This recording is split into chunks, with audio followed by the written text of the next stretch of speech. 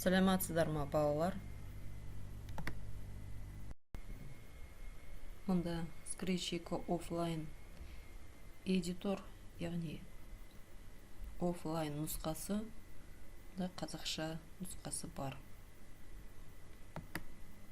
Онлайн нұсқасына қарағанда қазақша нұсқасын қойып алуға болады. Қазақша. Енді бізге кейіпкеріміз ұнамаса, біз оны алып тастауымызға болады. Оң жағым мәтінмәндік мәзірді шақырып, жоюды басып алып тастаймыз. Және де басқа бізге кейіпкер керетін болса, жаңа спрайт деген батырманы тауып аламыз. Ол онлайн нұсқасында scratch.mit.edu деп кіреміз. Создавай немесе начни создавать.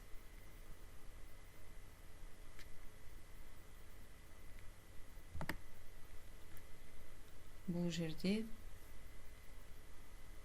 оң жақта кейіпкеріміз алып тастайтын болсақ, шекесіндегі X-ті басамыз. Және де төменгі жақта жаңа спрайт, выбрать спрайт деп тұр. Сол жерден басып, біздің берілген кітапханада ұсынылған кейіпкерлерді таңдауымызға болады. Мысалы, біз адамдар дегеннің ішінде люди, адамдар, жануарлар, заттар, тамақ, барлығы бөлікке бөлінген. Қанша костюмдер саны екеу, екі түрлі қимыл жасай алады деген сөз. Мысалы, гиппопотам, бұның да костюмдер саны екеу, екі түрлі қимыл жасай алады.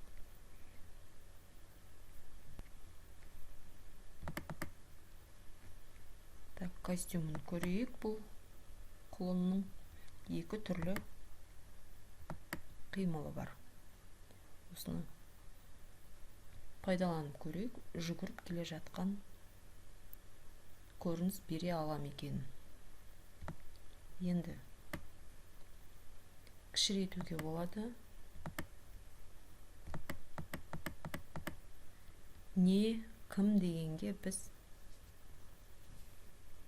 кейіпкерді таңдадық. Ең алдымен қайда деген, бұл қай жерде болып жатқан. Бұл үшін біз көріністі таңдаймыз. Жаңа фон. Кітапханадан фон іздеу. Өзіміз жасау, не болмаса интернеттен жүктелген файлдарды, фондарды компьютерден іздеп қосу. Енді кітапхананың фондарын көрейік, уақыт кетірмес үшін. Бізде кітапханада қандай табиғаттың фоны бар. Біздің құлынымыз емін-еркін жүгіре алатындай.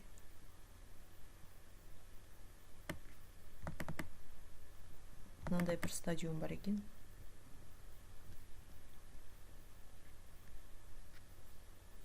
Енді скриптер не істеді және қандай әрекеттер жасады, қандай қарым-қатынасқа барды деген сұрақтарға біз скрипттермен программа құрайық. Жылқыға қозғалыс береміз. Жаңаға біздің жасап жатқан программамыз көрініске емес, жылқыға жасалуы керек. Оқиғалар әрқашан қозғалыс. Енді біз спорт алаңына, стадионға доа келейік.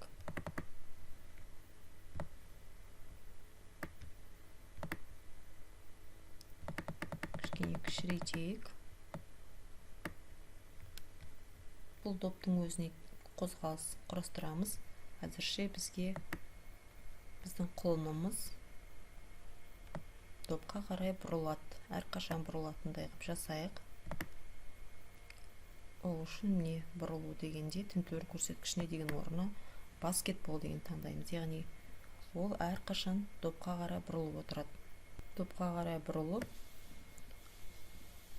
10 қадам емес, азайтайық, 5 қадам жасайды, және шет болса итерілу. Шет болса итерілу. Бұл әрқашан орындалады. Енді осы допқа келген кезде не істеу керек? Соғылып қалама, құлап қалды ғой. Ал бізге басқа әрекет керек болады. Енді келесі әрекет, мысалға допқа тисе не істейді деген сияқты. Егер допқа тисе, онда бұл жерге біз енді сенсор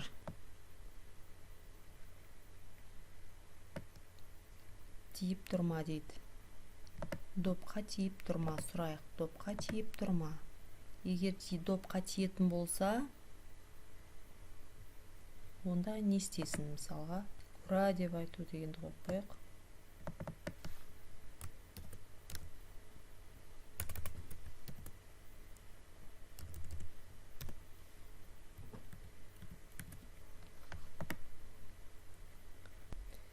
Костюмді ауыстыру. Костюм бірде тұрсын. Баскетбол. Допқа қарай бұрылады.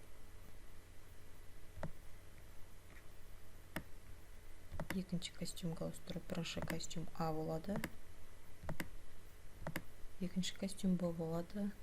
Екеуінің арасында 1 секунд күтуді қояйық.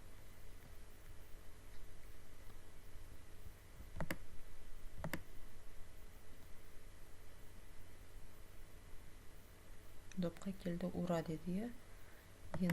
Енді доп қашып бара жату керек бізге. Және бұның құлынның қадам жылжуын көбейтейік 15 деп.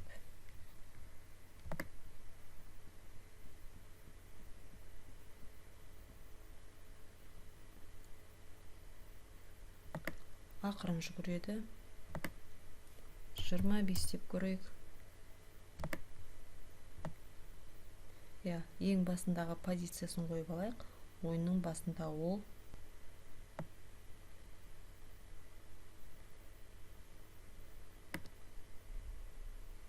осында тұрсын. Яғни минус 171, Y минус 122 деген позицияда. Ойын басталғанда осы орнына қайта барады.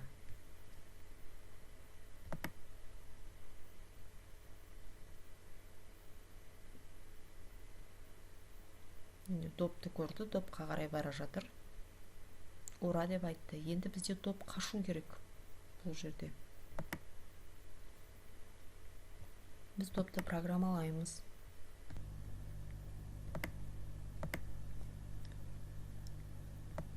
Допты жылжыту үшін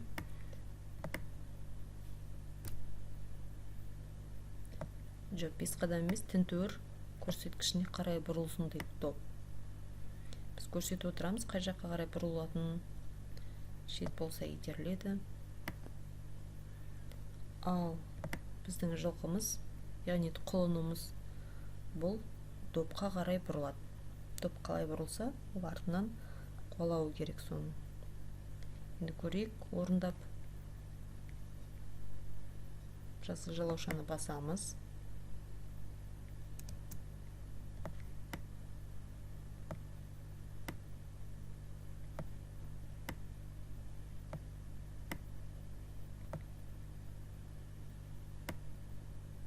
Допқа қуып жетіп алды. Ура деп айтты. Қуанып жатыр. Сонымен біз допты экранда жылжытып отыратындайға программалап қойдық.